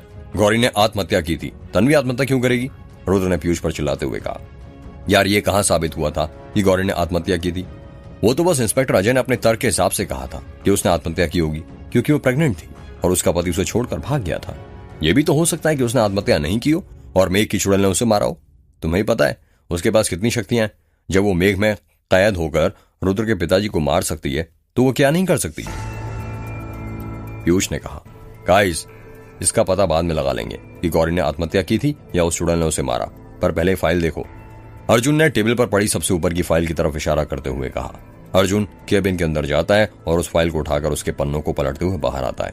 ऐसा क्या है इस फाइल में? समीर ने कहा। यार तुम्हें पता है इस फाइल का क्या नाम है? अर्जुन ने कहा। क्या नाम है? रुद्र ने कहा। नेवल केसेस यानी नाभि वाले केसेस, अर्जुन ने कहा। नाभि वाले केसेस मतलब? समीर ने कहा। मतलब इस फाइल में उन सबके नाम है जिन लोगों की हत्या के बाद उनकी नाभि गायब थी। और रुद्र तुझे पता है इसमें आंटी जी का भी नाम है, उनका नाम मिलाकर 37 लोग हो गए जिनकी नाभि मारने के बाद गायब हुई थी, अर्जुन ने कहा। पर ये फाइल डॉक्टर माधवी केबिन में क्या कर रही है? ये रिकॉर्ड तो पुलिस वालों के पास होना चाहिए ना, डॉक्टर माधवी इनका क्या करेगी? रुद्र ने कहा। पता नहीं यार, और एक और बात, इसमें उन लोगों के नाम लिखे हैं जिनकी हत्या हुई थी और उसके आगे 1 लाख लिखा है और उसके ऊपर राइट का निशान भी है, अर्जुन ने कहा। अर्जुन फाइलों के पन्ने पलट ही रहा था कि तभी उसे किसी के कदमों की आहट सुनाई देती है और वो फाइल को वापस जाकर टेबल के ऊपर रख देता है। जैसे ही वो फाइल को टेबल के ऊपर रखकर आता है डॉक्टर माधवी वहां पर आ जाती है। आ गया अनन्या को होश? रुद्र ने कहा। नहीं रुद्र, अभी नहीं आया, मैंने इंजेक्शन लगा दिया है, उसे जल्दी होश आ जाएगा, डॉक्टर माधवी ने कहा। क्या आप बता सकती हैं अनन्या अचानक से बेहोश कैसे हो गई? कुछ समझ नहीं आ रहा मेरे भी। अक्सर बीपी लो होने के कारण बेहोश होती है, पर अनन्या के अंदर इसका जरा भी लक्षण नहीं थे। क्या उसने कुछ खाया था? कभी खाली पेट होने के कारण भी बेहोश होती है, डॉक्टर माधवी ने कहा। जितना मुझे याद है अनन्या ने आज खाना खाया तो, और सिर्फ एक बार नहीं 3 बार खाया था, पीयूष ने कहा। क्या कहा? खाना खाया था? पर पता नहीं अनन्या बेहोश कैसे हो गई, मेरी भी समझ में नहीं आ रहा, डॉक्टर माधवी ने कहा। अजय और माखनलाल स्टेज के पास महेंद्र सिंह, कुलदीप और ठकुराइन के साथ खड़े हुए थे। तो बताइए क्यों बुलाया आप लोगों ने हमें शादी में? ऐसा क्या हो गया कि पुलिस को बुलाना पड़ गया? कोई झगड़ा वगड़ा हो गया क्या? अजय ने कहा। जी नहीं इंस्पेक्टर साहब, ऐसा कुछ नहीं हुआ है, महेंद्र सिंह ने कहा। तो फिर क्या हुआ? माखनलाल ने कहा। वो मेरी पत्नी गायब हो गई है, कुलदीप ने कहा। क्या कहा? पत्नी गायब हो गई? पर कैसे? माखनलाल ने हैरानी के साथ कहा। वो हम सभी स्टेज पर खड़े हुए थे और फोटो सेशन हो रहा था, जैसा कि रिसेप्शन पार्टी में होता है। तभी एक काला ड्रेस पहनकर एक लड़की आई और उसके पीछे 2 लड़के भी खड़े थे। उस लड़की ने मेरी पत्नी को गले लगाया, तभी अचानक लाइट चली गई और जब लाइट वापस आई तो देखा मेरी पत्नी वहां पर नहीं थी, कुलदीप ने कहा। क्या आप उस लड़की को पहचानते हैं जिसने अपनी वाइफ को गले लगाया था? अर्जुन ने कहा। जी नहीं, मैं उसे नहीं जानता, मैं तो पहली बार उसे देख रहा था, कुलदीप ने कहा। क्या आप जानते हैं महेंद्र सिंह जी? अजय ने कहा। जी नहीं, मैं भी नहीं जानता, पर जैसे ही लाइट आई हमारी बहू गायब थी। वो तो लड़की बेहोश हो गई थी और उसके दोस्त लोग उसे होश में लाने की कोशिश कर रहे थे, और जितना हमें पता है फिर रुद्र बेटा आया था और उसी के दोस्त थे शायद, महेंद्र सिंह ने कहा। क्या कहा? रुद्र आया था? क्या बलमटोला गांव के सरपंच के बेटे रुद्र की बात कर रहे हैं? अजय ने कहा। हाँ, हम उसी की बात कर रहे हैं इंस्पेक्टर साहब, महेंद्र सिंह ने कहा। रुद्र और उसके दोस्त कहाँ पर हैं अभी? अजय ने कहा। वो उसकी दोस्त को होश नहीं आया तो वो उसे अस्पताल लेकर गए। अच्छा ठीक है, वैसे आपकी बहू का क्या नाम है? जी तन्वी नाम है मेरी पत्नी का, कुलदीप ने कहा। क्या कहा? तन्वी? अजय और माखनलाल दोनों ने एक साथ हैरानी से कहा। जी हाँ तन्वी, पर आप दोनों मेरी वाइफ का नाम सुनकर इतना हैरान क्यों हो रहे हैं? कुलदीप ने कहा। क्या तुम्हारी वाइफ रायपुर में जॉब करती थी, अडानी कंपनी में? अजय ने कहा। हाँ, पर आपको कैसे पता? कुलदीप ने कहा। इसका मतलब साहब ये वही रुद्र वाली तन्वी है, माखनलाल ने कहा। रुद्र वाली तन्वी मतलब? मैं कुछ समझा नहीं, कुलदीप ने कहा। कुछ नहीं, माखनलाल का कहने का मतलब ये था कि आप लोग फिक्र मत कीजिए, हम जल्दी आपकी पत्नी को ढूंढ लेंगे, अजय ने बात को पलटते हुए कहा। प्लीज इंस्पेक्टर साहब, आप जल्दी ढूंढ लीजिए मेरी बहू रानी को, अभी तो घर में उसका अच्छे से गृह प्रवेश भी नहीं हुआ था, उससे पहले अशुभ घटनाएं होने लगी, ठकुराइन ने रोते हुए कहा। आप फिक्र मत कीजिए, हम जल्दी आपकी बहू को ढूंढ लेंगे। माखनलाल इनकी रिपोर्ट लिख लो, और एक चीज लिखना कि क्या कैसे हुआ, कितने लोग आए थे रिसेप्शन में, सब चीजों की जानकारी चाहिए, समझे? जी साहब। अजय मन ही मन सोचने लगता है कि तन्वी तो रुद्र से प्यार करती थी तो उसने कुलदीप से शादी क्यों कर ली, और कुलदीप से ही क्यों? वो किसी और से भी तो कर सकती थी, आखिर दास गांव के सरपंच के बेटे से ही क्यों?